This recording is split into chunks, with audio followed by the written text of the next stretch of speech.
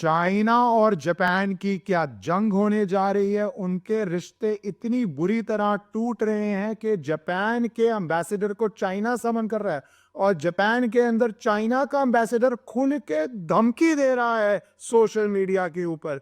हुआ क्या, जो नई प्राइम मिनिस्टर आई हैं साइने तकाची, वो हार्ड लाइनर हैं, जापान के डिफेंस में बिलीव करती हैं और उन्होंने ये कहा कि चाइना की मिलिट्री और नेवी जो एक्शंस दे रही है ताइवान के आसपास, वो जापान की सिक्योरिटी तो थ्रेट है अंडर इट्स 2015 लॉ।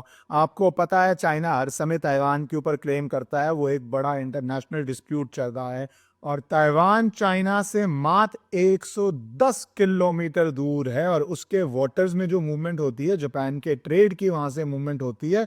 तो जापान का ये बोलने के बाद एकदम से रहता फैलना शुरू हो जाता है। प्राइम मिनिस्टर ऑफ जापान की इस स्टेटमेंट के बाद चाइना ने कहा ये एग्रीजियस है, डेंजरस है, ग्रॉस इंटरफेरेंस है।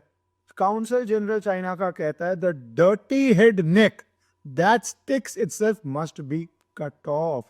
जापान को ऐसी धमकी, बाद में चाइना के काउंसिल जनरल ने ये पोस्ट डिलीट मार दिया। चाइना कह रहा है ये बहुत डेंजरस स्टेटमेंट है और सारी कॉस्ट जापान को बोन करनी पड़ेगी। वैसे हिस्टोरिकली पता है जापान ने बहुत बारी चाइना को ठोका हुआ है। जो फर्स्ट साइनो जापानीज वॉर बोलते हैं उसकी वजह से कोरिया की इंडिपेंडेंस रिकॉग्नाइज हुई थी।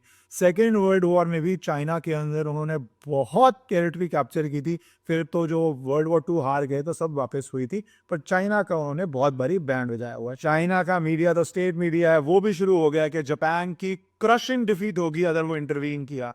वैसे आपको पता है यूएस की maximum military presence outside US कहाँ पे है वर्ल्ड में? जापान के अंदर है। जापान खुद भी इतना इंडस्ट्रियलाइज और टेक्नोलॉजिकली आगे और वापस अब ये प्राइम मिनिस्टर उनके सेल्फ डिफेंस की बात कर रहा है। तो आने वाले टाइम बहुत बहुत डेंजरस होने वाले हैं वर्ल्ड के लिए। चाइना ने तो एडवाइजरी कर दी अपने सिटीजन्स को और कहा है जापान मत जाइए, सिक्योरिटी रिस्क है जापान जाने में, और जो वहां पे हैं वो सतर्क रहें। क्या ये साल या ये अगले 5 साल are going to be the era of war? लग तो ऐसा ही रहा है।